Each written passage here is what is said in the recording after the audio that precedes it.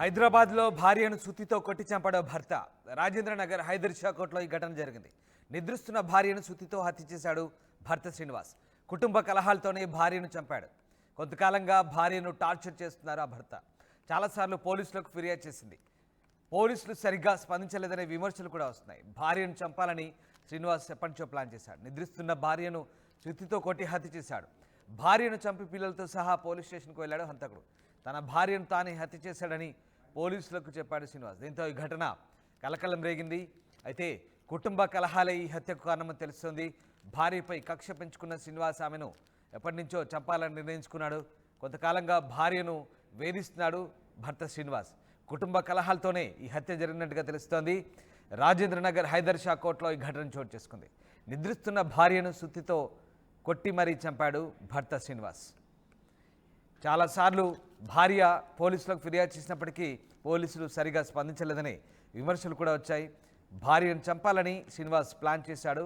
దీంతో నిద్రిస్తున్న భార్యను ఇక నిద్రలోనే హతమార్చాడు. ఎస్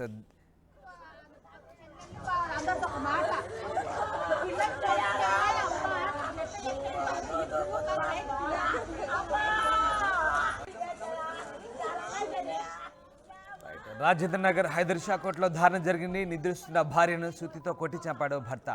కుటుంబ కలహాలతోనే భార్యను శ్రీనివాస్ హత్య చేసినట్టుగా తెలుస్తుంది.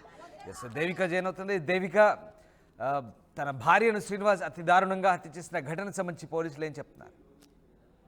Yes Ramdas, Narsingi police station పరిధిలో హైదర్ షా కోర్టులో దారుణ ఘటన అయితే చోటు చేసుకుంది. భర్త సొంత భార్యని అతి దారుణంగా రాత్రిపూట నిద్రిస్తున్న సమయంలో సుత్తితో అతి దారుణంగా కొట్టి మరి చంపాడు భర్త శ్రీనివాస్. అయితే దీనికి సంబంధించి కూడా ఎప్పటి నుంచో వీరిద్దరికి ఎక్కువ గొడవలు జరుగుతున్నాయి.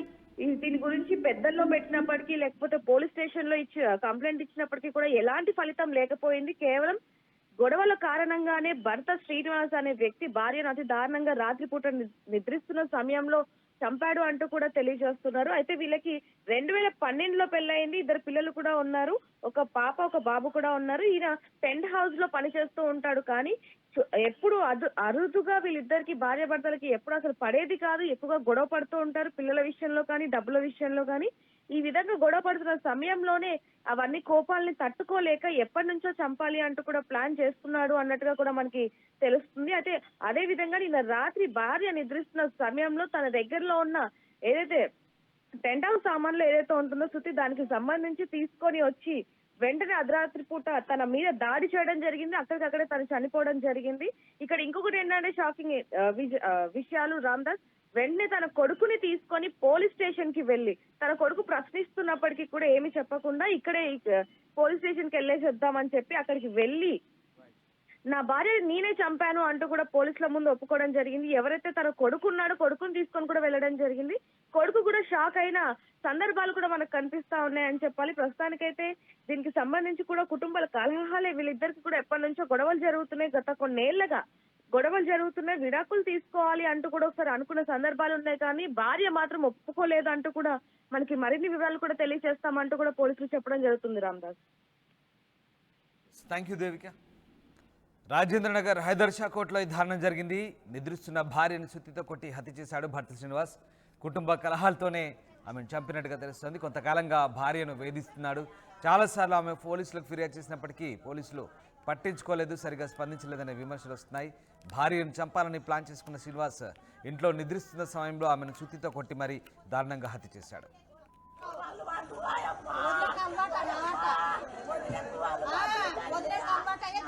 దసరా స్పాట్ గిఫ్ట్ పక్కా. ప్రతి 1000 రూపాయల కొనుగోలుపై ఖచ్చితమైన స్పాట్ గిఫ్ట్. ఈ ఆఫర్ అక్టోబర్ 1 నుంచి 11 వరకు మాత్రమే. మాంగళ్య షాపింగ్ మాల్, తెలంగాణ. ఇన్నరా మాంగళ్య షాపింగ్ మాల్ లా ఏం కొన్నా స్పాట్ గిఫ్ట్ ఇస్తుర్రంట. రండిగా.